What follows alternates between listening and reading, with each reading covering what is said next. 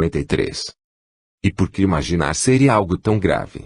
Ainda mais quando essa imaginação demonstrou ser capaz de proporcionar estados tão agradáveis em seus pacientes. Que mal havia nisso afinal? Por que combate-la ao invés de estudá-la? As respostas a tais questões se encontram em um relatório secreto, escrito pelos próprios comissários, destinado exclusivamente ao rei Luís XVI. O motivo do sigilo era justamente o seu conteúdo, pois, ao contrário do relatório público, de caráter técnico e científico, esse outro era relativo aos bons costumes que estavam sendo ameaçados pela prática do magnetismo animal. Os comissários observaram que havia sempre muito mais mulheres do que homens nos tratamentos magnéticos. Estas, portanto, têm os nervos mais móveis, possuem uma imaginação mais viva, mais exaltada, com sentidos mais delicados e apurados, que as tornam mais suscetíveis às impressões dos toques. Tal mobilidade dos nervos favorece a disposição para a imitação, de modo que quando uma entra em crise, as outras não tardam a também cair nela. Para agravar ainda mais a situação, todos os magnetizadores são homens e nem todas as mulheres que frequentam tais tratamentos estão realmente doentes. Muitas, afirmam os comissários, procuram o magnetismo como passatempo e diversão. Assim, seus sentidos estão todos completos, sua juventude tem toda a sua sensibilidade, elas têm suficientes charmes para agir sobre o médico, elas têm suficiente saúde para que ele haja sobre elas, portanto o perigo é recíproco. E esses perigos só tendem a aumentar com a continuidade do tratamento. A proximidade contínua por longo tempo, os toques indispensáveis, o calor individual comunicado, os olhares confundidos, são as vias comuns da natureza e os meios que ela preparou em todos os tempos para operar, sem falta, a comunicação das sensações e dos afetos. O homem que magnetiza tem ordinariamente os joelhos da mulher fechados entre os seus. Os joelhos e todas as partes inferiores do corpo estão por consequência em contato. A mão é aplicada sobre os hipocôndrios, e algumas vezes mais embaixo sobre os ovários. O tato é portanto exercido ao mesmo tempo sobre uma infinidade de partes, e na vizinhança das partes mais sensíveis do corpo. Frequentemente o homem, tendo sua mão esquerda assim aplicada, passa a direita por trás do corpo da mulher. O movimento de um e de outra é de se aproximar mutuamente para favorecer este duplo toque. A proximidade torna-se a maior possível, o rosto quase toca o rosto, os hálitos respiram-se, todas as impressões físicas dividem-se instantaneamente, e a atração recíproca dos sexos deve agir com toda a sua força.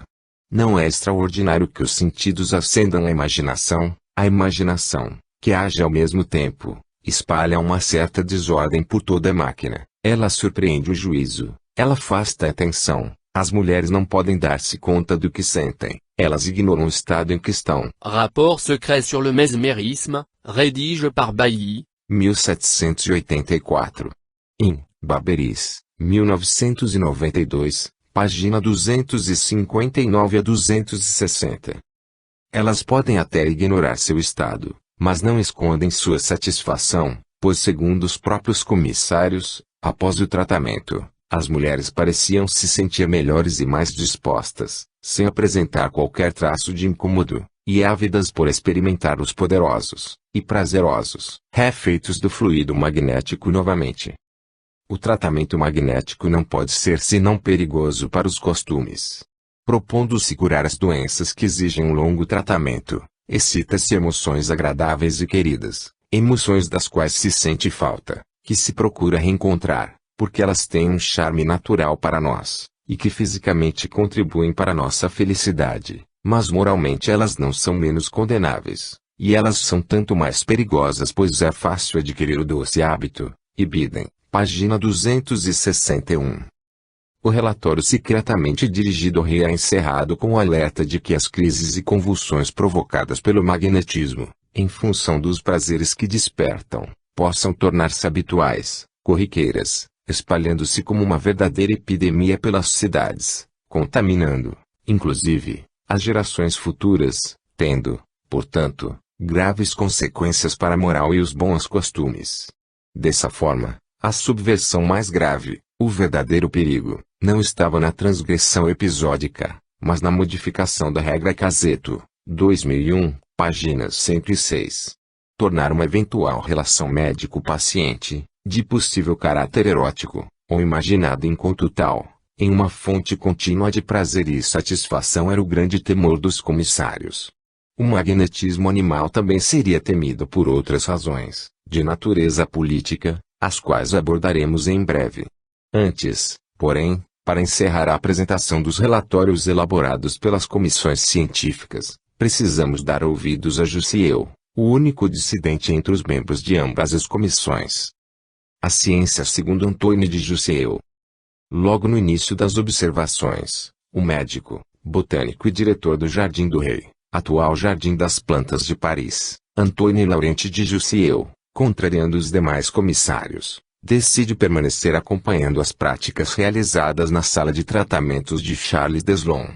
E justifica seu posicionamento, apresentado no contra-relatório Jussieu, 1784, que encaminha ao rei, da seguinte maneira.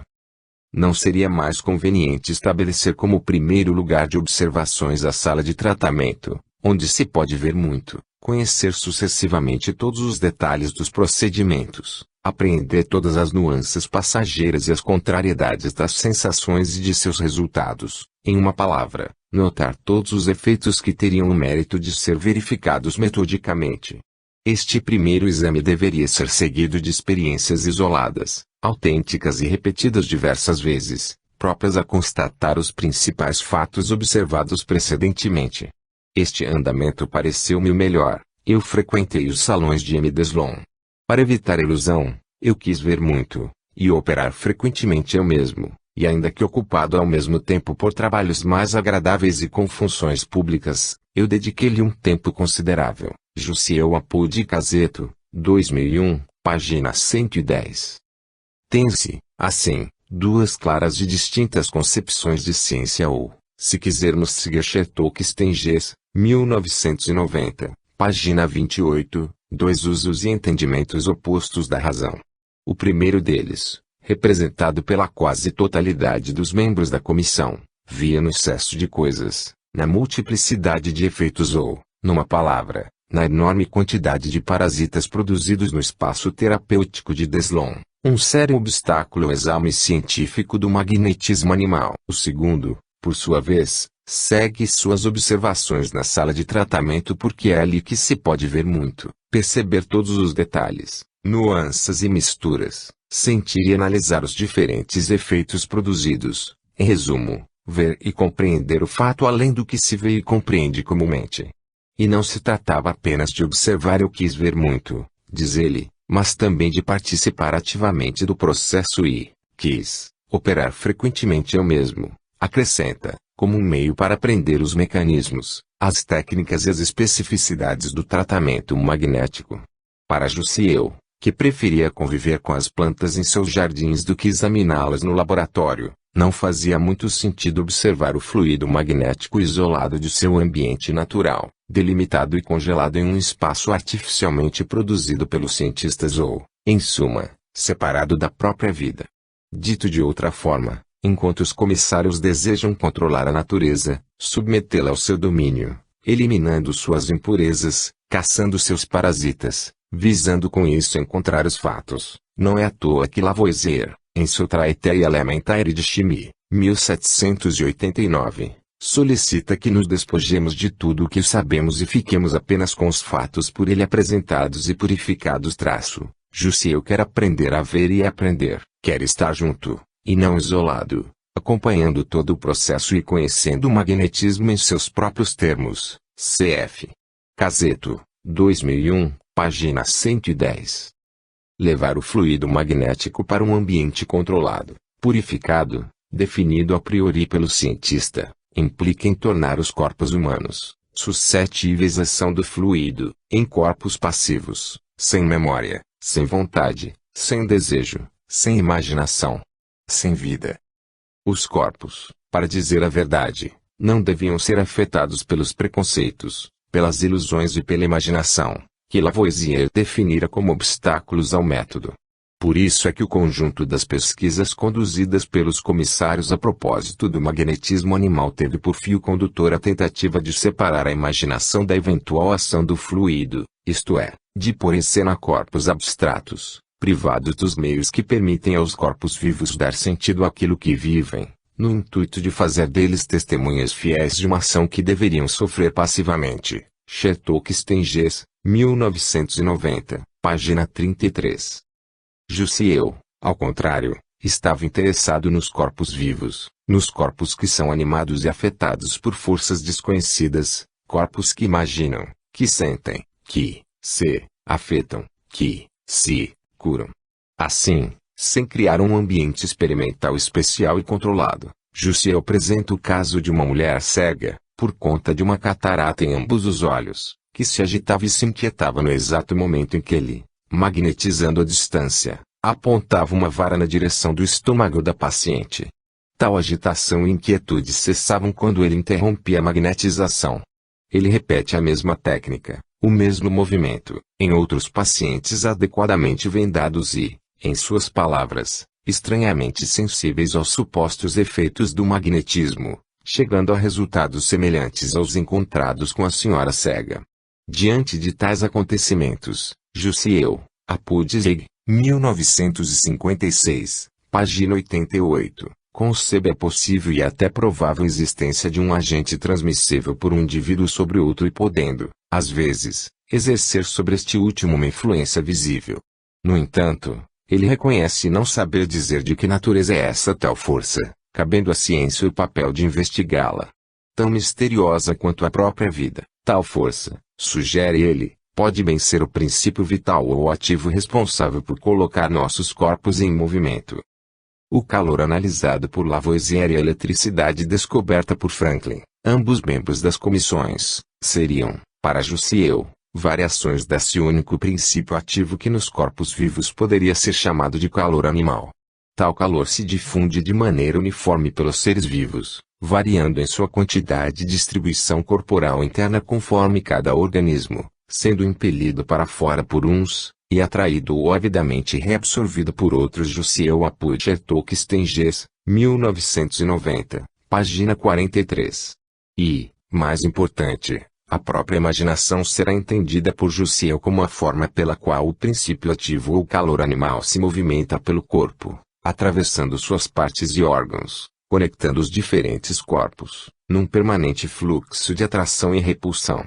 Resumindo, e a imaginação que coloca em movimento o princípio vital e, portanto, a própria vida orgânica. Há, nesse aspecto, uma íntima relação entre causas ou efeitos puramente físicos e exteriores, de um lado, e causas ou efeitos puramente morais e interiores, de outro. Ambos, reconhece Jussieu, podem afetar-se mutuamente, e a análise científica teria como objetivo justamente compreender de que maneira, por quais caminhos, trocas e misturas, esse processo de mútua, ou múltipla, afetação, se assim podemos dizer, acontece em nossos organismos, em nossos ambientes, em nossas vidas. Haveremos de ficar menos surpresos com essa influência de um corpo sobre outro, com essa correspondência, por vezes bastante sensível, entre a ação de um indivíduo e a sensação de outro, ou entre dois órgãos do mesmo indivíduo. Haveremos de confundir menos a ação da alma e da imaginação com a ação simplesmente animal. Haveremos de distinguir a causa que determine o agente que executa. Poderemos supor que o princípio ativo, sempre agindo sozinho imediatamente sobre nossos órgãos, é excitado, ora pela imaginação e pela vontade, como causas superiores internas, ora por uma parcela dele mesmo, emanada dos corpos circundantes, ora pela reunião dessas causas. Ibidem. Página 43 a 4. Assim, imaginação, vontade e fluido magnético, ou, como prefere Jussieu, calor animal, compõem um só processo, de relevante potencial terapêutico, a ser investigado, em bases sólidas, sem mistérios e devaneios, por uma assim chamada medicina do toque, uma medicina capaz de reanimar a circulação, reativar a transpiração interrompida, devolver a força e o tônus a fibras flácidas, fortificar o estômago e favorecer a saída de matérias acumuladas. Caseto, 2001, páginas 112. Para ele, a influência física de um ser vivo sobre outro, sem passar pelo contato direto, também devia ser admitida pela mesma razão que a influência física do contato e do toque. Chertok Stenges, 1990, página 44. A defesa de uma medicina do toque, sugerida por Jussieu e praticada, segundo afirma, intuitivamente desde os tempos mais remotos, em diferentes épocas e lugares, tinha como principal meta tirá-la dessa obscuridade, e compreender melhor a ação simultânea ou alternada, ou até mesmo oposta, das causas morais e físicas e Biden, página 45. Trata-se de indicar a verdadeira utilidade e eficácia dessa medicina procurando demonstrar a relevância de estudá-la, praticá-la e torná-la devidamente conhecida, controlada e legitimada. A respeito dessa proposta médica que engloba a investigação científica e prática terapêutica de certa forma concilia o argumento dos comissários, defensores da ideia de que a imaginação é causa de todos os efeitos atribuídos ao magnetismo, com a perspectiva de Mesmer e Deslon, que reivindicam a existência de um fluido, um agente invisível, de propriedades curativas. Leon Chertok e Isabelle Stengers, em O Coração e a Razão, 1990, apresentam a interessante conclusão. A medicina oficial continua sem poder, ainda hoje, definir o que Jussieu chamava, voluntariamente, de um procedimento de investigação metódica que tomasse por objeto positivo o que parecia escapar às relações racionais de causa e efeito, tal como concebidas por nós. A controvérsia de Deslon, Jussieu e os demais comissários, portanto, pertence menos à história das ideias do que à história, sempre atual, do que definimos como práticas racionais. Ela diz respeito ao preço que concordamos ou não em pagar para manter uma diferença clara entre essas práticas e aquelas que podemos suspeitar procederem do poder do coração, e não do da razão, descenderem da linhagem dos taumaturgos, dos mágicos e de outros milagreiros, e não da dos cientistas. E Biden, página 45. É ao lado daqueles, ou seja, dos lunáticos, mágicos e charlatães, que Mesmer, Deslon e todos os médicos magnetizadores, que recusaram assinar um ato de abjuração obrigando-os a renunciar à prática e à crença nos poderes do fluido magnético, serão colocados após o julgamento que condenou o magnetismo animal. Assim, os relatórios apresentados ao rei sobre a existência e a eficácia terapêutica do fluido magnético foram categóricos ao negar, em nome da ciência e da razão, a explicação fornecida para um fenômeno que, em si, não correspondia às normas da racionalidade experimental, e essa negação equivaleu a uma condenação. Ibida em página 46. Pois não havia, e talvez, se concordarmos com o argumento de Chertok e Stengers, ainda não há, espaço, naquela racionalidade, ou melhor, naquele uso possível da razão, para algo que não era nem matéria, nem espírito, como era o caso do fluido magnético. Gusdorf, 1984. Página 299. Tratava-se, nesse sentido, de uma verdadeira incompatibilidade epistemológica. O sistema de Mesmer se encontrava em gritante contradição com o projeto moderno de ciência, fundamentada numa perspectiva isomórfica de conhecimento do real, isto é, uma perspectiva de um acesso direto, linear e além das aparências que permitia conceber a ciência como um conhecimento privilegiado capaz de revelar a realidade. Neuberg, 2007, página 348 a 9. Tal condenação, no entanto, não passou impune. Muitos, a começar pelo próprio objeto das investigações, Charles Deslon, saíram em defesa de Mesmer e do magnetismo, insistindo na eficácia de suas práticas terapêuticas. Em defesa do magnetismo animal. Estamos às vésperas da Revolução Francesa. O ar de revolta e descontentamento toma conta de Paris. De modo que um decreto assinado pelo rei, sob o aval das comissões científicas por ele nomeadas, proibindo a prática do magnetismo, não tem mais o peso político que outrora detivera. Como sugere Zweig, 1956, página 87, o espírito revolucionário penetrara, havia muito, na sociedade e opunha-se, com ardor, a opinião real. No que diz respeito ao magnetismo animal, pode-se dizer que a contestação aos relatórios apresentados já começava no interior do próprio Palácio de Versalhes, dado o apoio explícito e o grande entusiasmo de Maria Antonieta às ideias de Mesmer.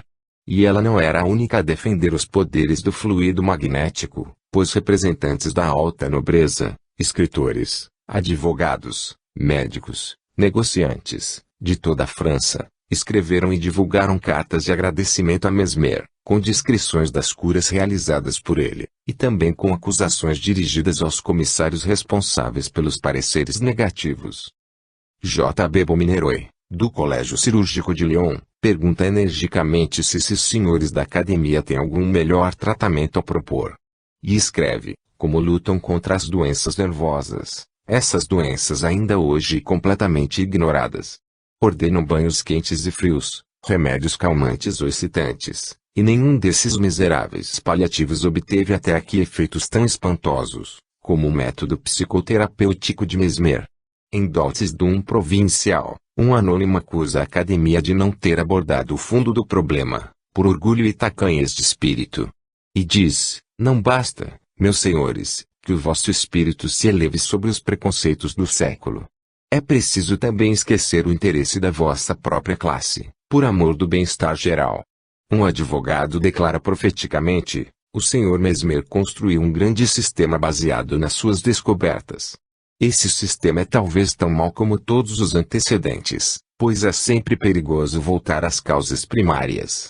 Mas se, independentemente desse sistema, ele traz esclarecimentos e algumas ideias dispersas, se uma grande verdade lhe deve a sua existência, possui um direito inalienável ao respeito dos homens.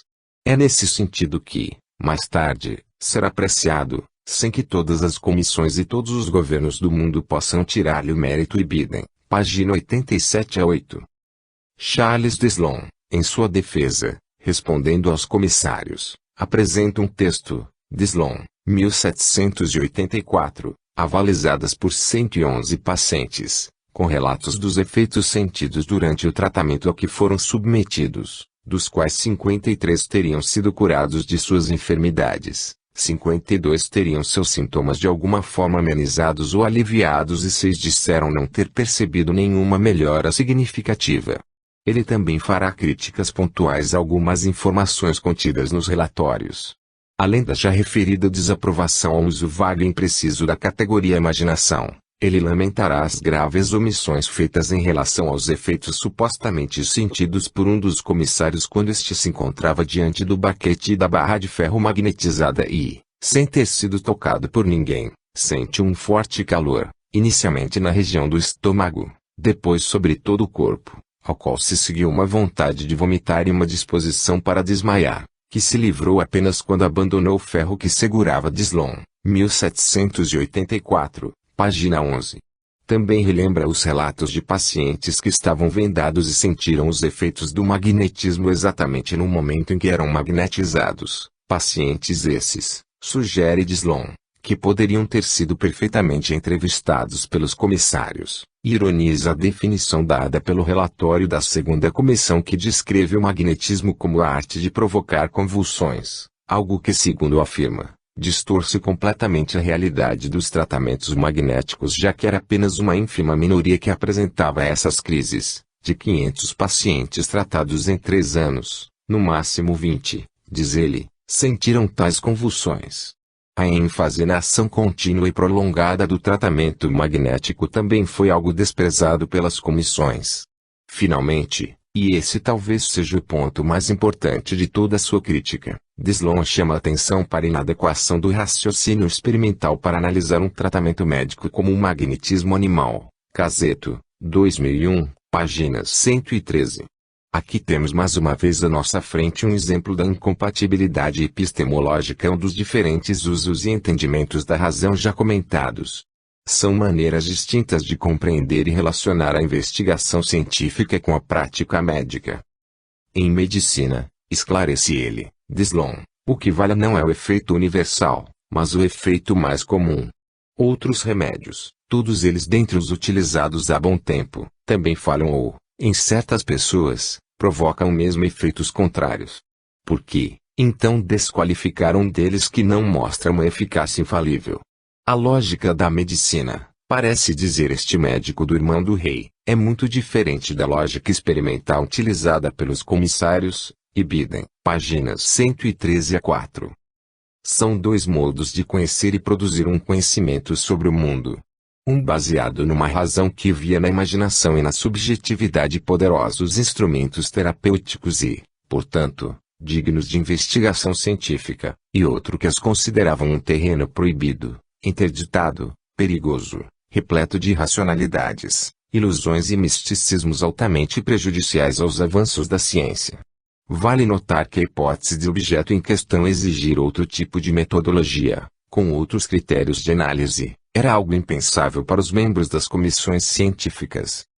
Mesmer, por sua vez, repreende as comissões por terem dirigido suas investigações apenas a Deslon, que, é válido lembrar, naquela ocasião já havia rompido relações com o seu mestre que o acusava de ter prostituído sua doutrina e ter quebrado o sigilo sobre seus ensinamentos deixando de lado ele próprio, o verdadeiro inventor do método. Sob a acusação de ter baseado suas ideias em pensadores do século XVII, em especial William Maxwell, Mesmer afirma não conhecer os demais autores mencionados, mas reconheci, pela descrição que Michel Tourette faz de tais trabalhos, uma forte semelhança entre tais perspectivas, o que, segundo ele, só ajudaria a acentuar a realidade e a relevância do fenômeno observado e praticado. Mesmer ainda solicita à Academia um novo exame de seu magnetismo animal, mas ela mais uma vez o rejeita afirmando que já havia dado o seu veredicto. No ano seguinte, em 1785, em função das enormes pressões políticas que passou a sofrer, Mesmer resolve sair da França e mudar-se para a Suíça. As sementes, no entanto, já haviam sido plantadas. O magnetismo floresceu em Paris e deixou de ser propriedade exclusiva de um único homem. Ele deixou de ser só um e tornou-se muitos. Tornou-se múltiplo. Os muitos magnetismos, e suas variações sonambúlicas. Qual a razão para tamanha pressão política sofrida por Mesmer que resultou em sua saída de Paris? Além do já mencionado atentado à moral e aos bons costumes, as ideias de Mesmer, disseminadas por toda a França através da Société de l'Harmonie, assumiram nas mãos de outros magnetizadores um conteúdo político revolucionário de potencial altamente subversivo, não imaginado pelo seu inventor, isso às vésperas de 1789. Numa nação marcada naquele momento pela enorme estratificação social e pobreza crescente, as ideias mesmerianas foram rapidamente acolhidas por grupos e doutrinas que lutavam pela igualdade natural de todos os homens. Pois se a doença, de acordo com os princípios do magnetismo animal, significava a perda do equilíbrio e da harmonia natural do organismo, em si mesmo e em relação ao seu meio, era provável que, de maneira semelhante, a sociedade francesa, enfraquecida pela acentuada miséria e diferença de classe, estivesse doente, necessitando de um tratamento que fosse capaz de restabelecer o seu estado de harmonia primitiva. O magnetismo de Mesmer se mostrava como uma ferramenta bastante interessante nesse sentido, pois a transmissão dos fluidos implicava num processo de sintonia com as forças da natureza para devolver harmonia aos corpos doentes e, de forma mais ampla, a uma sociedade doente. Neuberg, 2008, página 108. Assim, misturando política e medicina, a liberdade torna-se um princípio de saúde, o fluido magnético passa a ser tanto uma força física quanto moral, e o grande princípio da saúde física é a igualdade entre todos os seres, e a independência das opiniões e vontades. Darnton, 1988, página 98. Ideias e ideais políticos, sociais, morais, filosóficos e terapêuticos são, dessa forma, misturados de modos imprevistos, impensáveis e, em alguma medida, até indesejáveis pelo próprio Mesmer. Espalhando-se de uma maneira rizomática, mesmo após a sua condenação, o fluido magnético, e as inúmeras correntes teóricas em torno dele, tornou-se múltiplo, plural e incontrolável, assustando e preocupando aqueles que ocupavam os cargos, médicos e políticos, dominantes na época e que, em nome dos bons costumes, da razão e da verdadeira ciência, alegavam que tal prática irresponsável, por iludir as pessoas aflitas, deveria ser duramente combatida e extirpada de uma sociedade civilizada. Assim, o governo imprime e distribui 12.000 exemplares do relatório apresentado pelos comissários, coloca novamente em circulação textos de acadêmicos contrários ao magnetismo animal, tais como o livro de Tourette, e impede a publicação de obras favoráveis às ideias mesmerianas. Ibidem, página 79.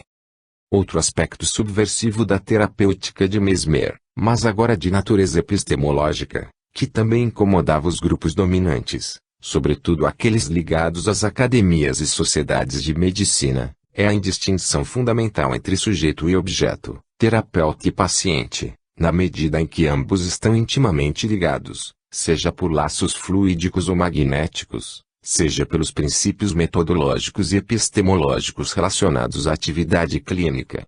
Incluir, como fez Mesmer, a dimensão íntima e subjetiva, a vontade e a moral do paciente e, também do terapeuta, no âmbito do tratamento médico causou um grande embaraço para a medicina hegemônica, precisamente no momento em que ela buscava se adequar às exigências e objetividades científicas, desvencilhando-se do misticismo e subjetivismo supostamente característicos da Idade Média e do Renascimento.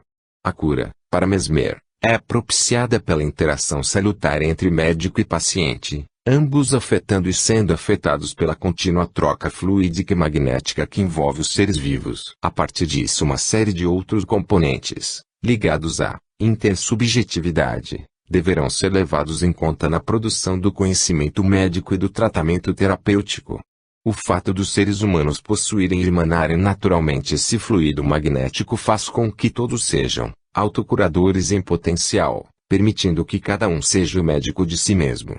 Tal ideia é um ataque direto à autoridade médica, pois o médico, neste caso, se tornaria apenas um facilitador e não um detentor ou porta-voz da cura, da própria natureza, auxiliando seus pacientes na obtenção da autocura e do reequilíbrio magnético do organismo. Além disso, o próprio ambiente de cura será questionado por Mesmer. Afinal, com seus enormes jardins, úteis para a transmissão e concentração de fluidos salutares, e instrumentos musicais presentes nas salas de tratamento, o espaço terapêutico criado por ele em nada se assemelhava à frieza dos hospitais e da asepsia médica, podendo mesmo causar repulsa nos adeptos mais radicais do casamento entre medicina e ciência, comuns nas sociedades médicas da época. Neuberg, 2008, página 108. Nota-se que o potencial subversivo de suas ideias não era pequeno e rapidamente foi percebido não só pelos entusiastas da Revolução Francesa, mas também pelas instituições responsáveis por manter a ordem e a regulação social, como o Estado, a Igreja e as cada vez mais prestigiosas academias científicas. Sendo assim, seguindo a análise de Darnton, 1988, parece estar claro que as questões e contradições que envolveram a condenação do magnetismo animal não se limitavam a um problema de natureza puramente técnica ou metodológica, mas estavam ligadas, sobretudo, a uma disputa de ordem política, moral e epistemológica entre diferentes modos de conhecer, perceber e habitar o mundo. Tais disputas, entretanto, em alguma medida estavam presentes entre os próprios magnetizadores, o que resultou em distintas teorias e práticas, muitas vezes concorrentes, sobre o S-magnetismo S. Nicolas Bergasse, 1750 a 1832, já mencionado por ter sido um dos responsáveis pela fundação da Société de l'Harmonie Universelle, talvez possa ser considerado, juntamente com Jacques-Pierre Brissot, 1754 a 1793, e Jean-Louis Carra, 1742 a 1793, um dos mais radicais e politizados discípulos de Mesmer. Advogado, filósofo e entusiasta, como seus colegas, das ideias de Rousseau e dos ideais da revolução que se encaminhava, Bergasse enfrentará as instituições que representavam o estabelecimento acadêmico e político responsáveis por condenar o magnetismo animal, humilhar e perseguir os magnetizadores, acusando-os de impedir o trabalho daqueles que têm como único e humanitário objetivo aliviar o sofrimento e melhorar o destino de todos.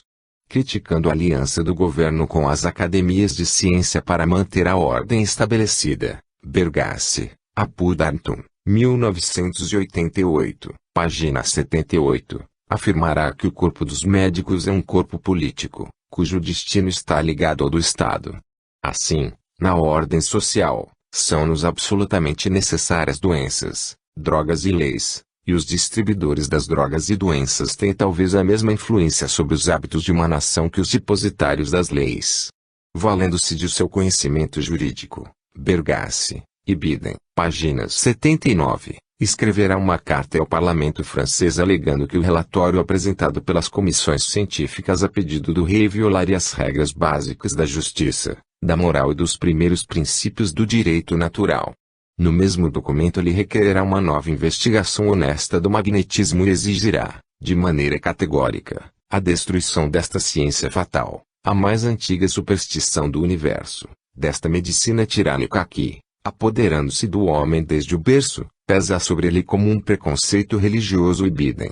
Nota-se que Bergasse valerá das mesmas categorias de acusação empregadas pelos cientistas oficiais com relação ao magnetismo, também tratado pejorativamente como antiga superstição e prática religiosa, para criticá-los. O parlamento a princípio pareceu reconhecer o argumento do advogado magnetizador, chegando inclusive a convocar uma nova investigação que, todavia, nunca se realizou. De todo modo, Bergasse acredita que o seu pedido tenha cumprido seu papel na medida em que chamou a autoridade de volta à sua circunspecção e prudência de costume, e desde então o magnetismo e seu autor não tiveram mais perseguições públicas a temer e bidem. Darnton, 1988, página 82, sugere que o que atrai a pessoas como Bergasse ao assim chamado mesmerismo era o esforço de Mesmer para ter suas ideias validadas e reconhecidas pelos homens da ciência. Essa também era a sua luta. Uma luta política, dos outsiders contra os estabelecidos, que visava não só superar os inimigos, os árbitros do jogo, mas também alterar as próprias regras do jogo. Bergasse era o principal articulador da Société de l'Harmonie Universelle, sendo ele o responsável pelas conferências de boas-vindas aos alunos iniciantes, pela elaboração do manual de estudos aos aprendizes do magnetismo e por defender Mesmer das críticas que recebia, inclusive de dissidentes, através de suas Considerations sur le magnétisme animal, 1784. Revertendo a conclusão apresentada pelos comissários e tomando-a como um dado positivo, ele enfatizará, em sua explicação acerca do magnetismo, a mútua afetação entre a imaginação e as dimensões morais e físicas dos indivíduos, permanentemente atravessados e conectados pelo fluido magnético. Não separando tais dimensões, mas ao contrário, apostando nos fluxos e nas conexões entre físico e moral, bem ao gosto da época. Cf. Duarte, 1986, 1994. Bergasse conceberá o fluido magnético como uma força tanto física quanto moral responsável por assegurar a harmonia constante e duradoura da natureza, dos seres e entre os seres, animados e inanimados. Assim, a doença, da mesma forma como era concebida pelo pensamento romântico, será entendida como desequilíbrio ou a perturbação física e moral dessa harmonia. Mesmo maus pensamentos, diz ele, poderiam causar essa desarmonia, gerando uma enfermidade. Isso porque a consciência, sede dos pensamentos, era um órgão físico ligado por inúmeras fibras soltas e conectadas invisivelmente a todos os pontos do universo. Darnton, 1988, páginas 100. A mente, portanto, para ele, ultrapassava os limites da pele ou do corpo humano e seria através desse órgão, isto é, por meio de nossos pensamentos, que nos harmonizaríamos, física e moralmente, com a natureza, com nós mesmos e, também, com os outros, o que deixa claro o caráter político de sua cosmovisão. Misturando política, direito, moral, medicina e religião, afinal, para ele, o fluido tem uma origem e uma condução divina. O magnetismo animal de Bergasse será capaz de produzir, através do fluxo pacífico do fluido magnético, uma França ditosamente saudável, feliz e organizada e com justiça e bidem, página 101. Caberá à Société de l'Harmonie, como o próprio nome diz, assegurar e transmitir a harmonia aos seres e à sociedade e suas instituições, auxiliando na constituição de uma legislação que convenha ao homem em qualquer circunstância dada. Combinando física universal com justiça universal, os magnetizadores membros da sociedade devem se dedicar não apenas à cura magnética dos doentes, restaurando dessa forma a harmonia natural de cada ser, mas também devem estar empenhados no combate a todas as formas de injustiça política e social. A fórmula era simples: corpos melhores melhorariam os costumes, e costumes melhores finalmente produziriam efeitos políticos e bidem, página 108. Assim, Invertendo ou combinando as dimensões físicas e morais, Bergasse pretendia reformar as instituições políticas através da restauração física dos cidadãos franceses, algo que a medicina oficial, também entendida por ele como uma prática política, por ter se degenerado juntamente com as instituições às quais se vinculou, não teria mais a condição de fazer. Baseando-se no bom selvagem e no estado de harmonia primitiva, Bergasse, sob clara inspiração rousseauiana, condenará os padrões morais e políticos de sua época contrapondo a depravação moderna à virtude e saúde primitivas e Biden, páginas 103. Ele, todavia, abandonará a ideia de contrato social por acreditar que o homem era um ser social por natureza, sem haver a necessidade de contratos, e a sociedade, assim como a própria humanidade, tinha uma origem divina sendo, portanto, naturalmente perfeita e harmoniosa. Ainda sob a influência de Rousseau, com o qual chegou a conversar e trocar cartas, Bergasse propõe uma espécie de pedagogia do magnetismo onde o fluido magnético afetaria pedagogicamente o desenvolvimento das crianças, seja por via direta, sob a atuação dos corpos celestes, por exemplo, seja de maneira indireta através da influência dos outros seres vivos em seus pensamentos. Se no primeiro caso, a influência dos astros, não há possibilidade de controle e direcionamento, no segundo essa hipótese existe e devemos, de fato, cercar as crianças com pessoas portadoras de bons fluidos, ou seja, que são capazes de transmitir, física e moralmente, saúde e virtude equilibradas. Em resumo, as crianças, principal foco de cuidado e atenção dos magnetizadores, deveriam estar em contato permanente com seres que lhes transmitissem boas sensações, pois nelas, ou seja, nos afetos e nas experiências, se encontram, de acordo com a pedagogia rousseauiana, a verdadeira origem do conhecimento adquirido. Boas experiências, derivadas de bons fluidos, produzem bons seres humanos, no sentido físico e moral. Na visão de Bergasse, o bom e velho fluido magnético seria capaz de exercer um papel revolucionário atuando na regeneração da nação francesa, inicialmente a partir das crianças, mas sobretudo nas instituições políticas, locais estes, acredita ele, onde os valores morais estariam mais corrompidos, o que resultaria em uma sociedade doente, ou seja, uma sociedade com excesso de sensações perniciosas. O luxo, a gula, a devassidão, a gama inteira de sensações oferecidas pelo modo de vida da França moderna tinha provocado a desarmonia nos homens e corrompido seus costumes e Biden, página 105. As instituições políticas, complacentes com esse modo de vida prejudicial, eram, dessa forma, as principais responsáveis por quase todos os males físicos de que somos presa e Biden. As artes, quando afastadas da harmonia primitiva da natureza, também produziriam efeitos perniciosos e Bergasse tinha a proposta de reformá-las no momento em que todos os costumes e a política da França fossem eles próprios reformados. Em sua ode idealizada à natureza, a sociedade primitiva e a vida natural do campo, ele dirá: quase não pertencemos mais à natureza. A criança que nasce hoje pertencendo a uma organização há vários séculos modificada pelos hábitos da sociedade, sempre deve trazer em si germes de depravação mais ou menos consideráveis. É principalmente no campo e na classe mais desgraçada e menos depravada da sociedade que se colherão primeiramente os frutos da descoberta que fiz. É aí que é fácil recolocar o homem sob o império das leis conservadoras da natureza, pois, o homem do povo, o homem que vive nos campos, quando está doente cura-se melhor e mais rapidamente do que o homem mundano.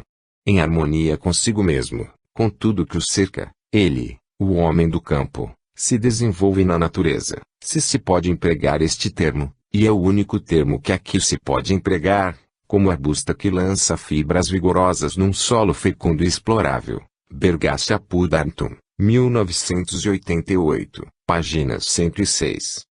No mesmo ano em que o magnetismo animal teve sua existência negada pelas comissões científicas que o julgaram, o coronel francês Amand-Marie Jacques de Chastenet de Puységur, mais conhecido como Marquês de Puységur, 1751 a 1825, publica suas Mémoires pour servir à l'histoire et à l'établissement du magnétisme animal.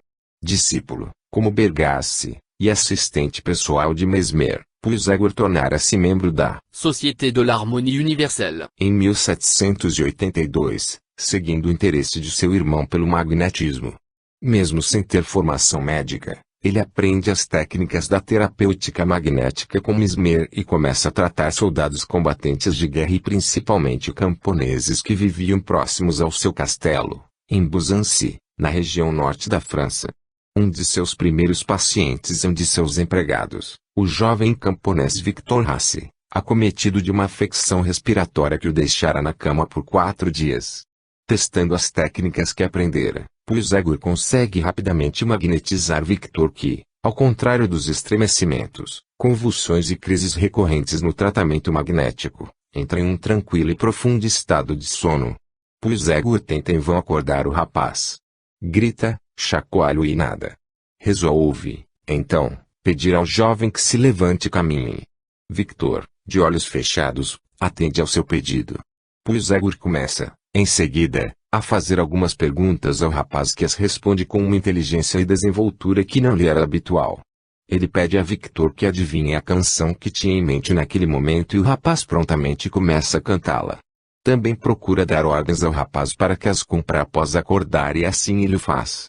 Curiosamente, no entanto, quando acordado, nada ficara registrado em sua memória. De todo modo, o tratamento apresentou algum efeito. O jovem voltou a se alimentar, algo que não fazia há dias, e teve uma tranquila noite de sono. Com a continuidade do tratamento e a progressiva melhora do paciente, Puigdemont resolve tentar instaurar esse estado singular de crise em outros pacientes e acaba por descobrir que, uma vez nesse estado, os doentes eram capazes de proferir, com impressionante lucidez, diagnósticos sobre suas próprias doenças e também as de outros pacientes, indicando, inclusive, os possíveis tratamentos a serem seguidos. Assim, enquanto eram sonâmbulos, os doentes tornavam-se seus próprios terapeutas. Por se assemelhar ao sonambulismo natural, tal sono provocado pelo magnetismo será denominado sonambulismo artificial. De fato, tal estado sonambúlico já havia sido percebido por Mesmer, diz Loe, também, por Jussieu que relata ter assistido uma cena, durante os tratamentos públicos que presenciou, protagonizada por um jovem paciente que, em estado crise, ficava mudo, percorria a sala com tranquilidade e tocava os demais pacientes, magnetizando-os e levando-os à crise que ele mesmo administrava e controlava com habilidade. Ao sair do transe, o jovem, todavia, de nada recordava e sequer demonstrava ter a capacidade de magnetizar alguém, cf. Jussieu, 1784. Mesmer, por outro lado, parece não ter dado muita importância a fenômenos como estes, talvez, na hipótese de Cazeto, 2001, página 123, porque não estivesse disposto a aceitar que o doente fosse capaz de prescrever o seu próprio tratamento, argumento que de alguma forma parece contrariar a ideia de autocura presente na teoria médica mesmeriana.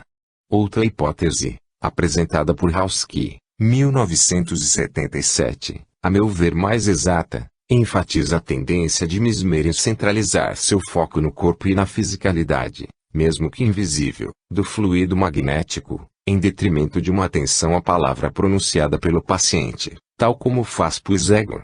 Talvez, sugere Cazeto, e nesse aspecto concordo com sua colocação, o fato de Puigdemont não ser médico tenha tornado possível essa mudança de atitude, esse deslocamento da atenção concedida ao paciente que passará a desempenhar um papel ainda mais determinante na terapêutica magnética, de objeto a ser curado, a sujeito curador.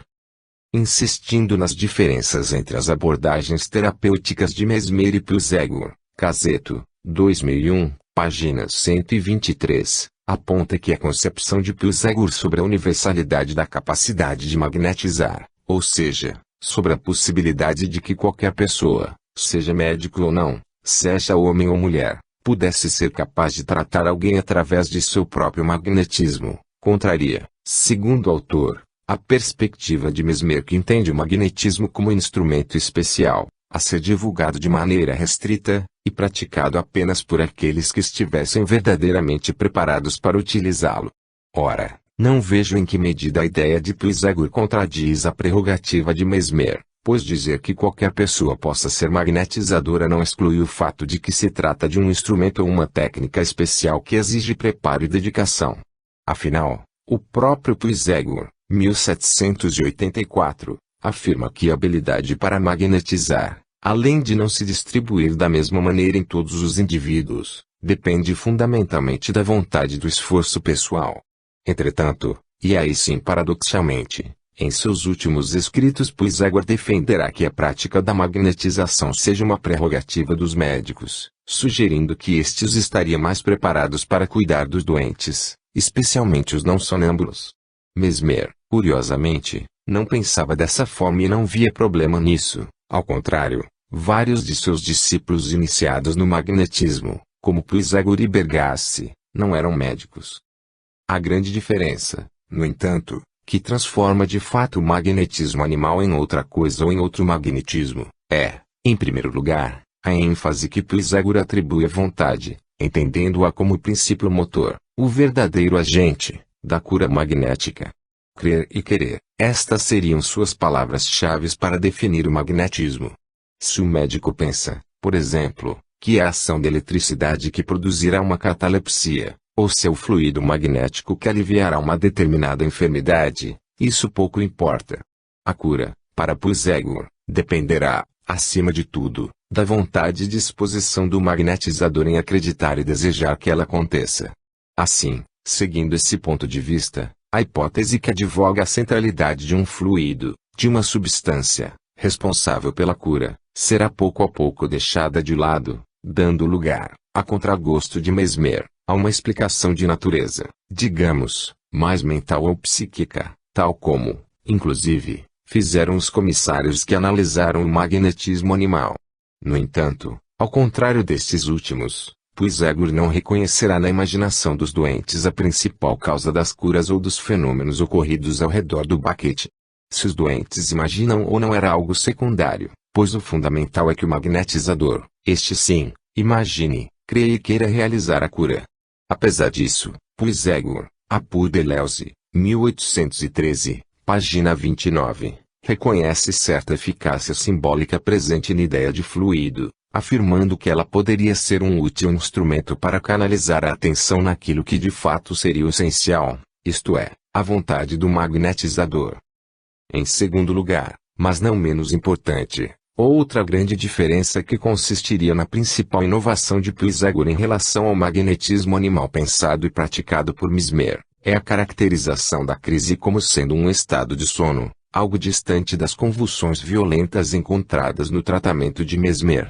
E no lugar desta descarga motora vai aparecer a visão sonambúlica, como que num movimento de interiorização do efeito clínico Caseto, 2001, página 125. Essa metamorfose do magnetismo em sonambulismo terá grandes consequências para os futuros usos e definições de tais conceitos e práticas e também em relação ao entendimento do papel de pioneirismo e liderança desempenhado por Mesmer nessas construções. Como exemplo desse processo, já no século XIX, após a queda de Napoleão Bonaparte com a Restauração, surge, na França, uma nova geração de magnetizadores, que não conheceram Mesmer e que consideravam Puisegor como seu patriarca e o respeitavam como tal, chamando o processo introduzido por ele, ou seja, o sonambulismo, de mesmerização. As diferenças não eram mais lembradas. Barberis, 1992, página 63. Puisegor também critica alguns dos métodos e recursos utilizados por Mesmer em seus tratamentos. As principais críticas serão direcionadas ao quarto de crises e ao uso do baquete. No primeiro caso, o quarto, que em tese teria a função de isolar e acalmar os pacientes que apresentavam crises compulsivas, tenderia, ao contrário, a estimulá-las com mais violência, o que, segundo Puisegor, 1784, em nada contribuía para a cura. Para ele, a crise ideal e verdadeiramente restauradora da saúde deveria ser calma e tranquila, oferecendo um quadro de bem-estar pacífico e de felicidade. Com relação ao uso do baquete, a crítica de fato se dirigia ao caráter público dos tratamentos magnéticos. Puisegor não percebia maior benefício terapêutico em tratar várias pessoas de uma só vez, fazendo com que o baquete deixasse de ser visto como algo necessário. Ao contrário, diz ele, Puisegor, 1784, páginas 104 a 5. Somos fortes o bastante para magnetizar um só doente. Eu conheço diversos magnetizadores que agem assim de maneira isolada e que obtêm resultados os mais satisfatórios. Se querem reforçar a corrente, que a formem com parentes e amigos do doente. A esse conjunto de ideias soma-se o fato de Piusegor, a partir de 1811, deixar de tocar em seus pacientes por perceber que alcançava os mesmos resultados apenas com a imposição de suas mãos em direção ao doente. Tais mudanças em relação à prática do magnetismo animal fizeram com que este passasse a ser visto de uma maneira menos preconceituosa, recebendo maior aceitação social, justamente por estar um pouco mais em sintonia com os bons costumes cf. Caseto, 2001, Hauski, 1977. Os doentes, agora transformados em sonâmbulos, tornam-se conhecidos e até requisitados em função das habilidades terapêuticas que apresentam e dos diagnósticos eficazes que realizam. Com o prolongamento dos tratamentos magnéticos realizados por Piusegor, mas principalmente por ver a pessoa doente a partir de suas habilidades e não de uma falta ou deficiência, alguns de seus pacientes tornaram-se, de fato, seus assistentes permanentes, participando, muitas vezes de maneira decisiva, no acompanhamento e na resolução de determinados casos clínicos. Surge, assim, uma nova dupla terapêutica, um novo par. O par magnetizador sonâmbula, ou, menos comumente, sonâmbulo, opera uníssono num novo processo de elaboração cultural, que leva também à criação de novos papéis. O magnetizador estende sua esfera de intervenção. Mas é sobretudo na sonâmbula que se opera a metamorfose mais substancial, de doente que mantém com o magnetizador uma relação limitada ao tempo de sua crise. Ela transforma-se em curado e daí em curadora evidente que com ele instaura uma nova e estável relação colaborativa. Na linguagem comum o termo sonâmbula, ou sonâmbulo, refere-se a, como consequência, não mais a pessoa ocasionalmente em estado de transe, mas ao papel por ela realizado sob a direção do magnetizador. Barberis, 1992, página 67. Como dissemos acima, o sonâmbulo será valorizado pela habilidade superior que detém, por sua capacidade de ver, ou prever, além do que normalmente se vê. Nas palavras de Joly, um dos sonâmbulos assistentes de Piusegor, 1784, página 101 a 2, é mais que prever, é preciso chamar isto de pressaber, ou antes pressentir. Sim, é que eu sinto por antecedência, eu pressinto o mal que deve me acontecer, eu pressinto perto do momento, como próximo do fim em que eu pressinto acabar meus sofrimentos. A lucidez do sonâmbulo afirma Barberis, 1992, página 73, é uma forma de ver diferente, que privilegia o olho da alma ao invés do olho dos sentidos e que instaura uma relação entre o sujeito e objeto que não é de distância analítica mas de identificação. O sonâmbulo, e aqui trazemos mais uma vez o depoimento de Joly transcrito por Piusegor, 1784, página 101, se identifica, se afeta, com o sofrimento do outro.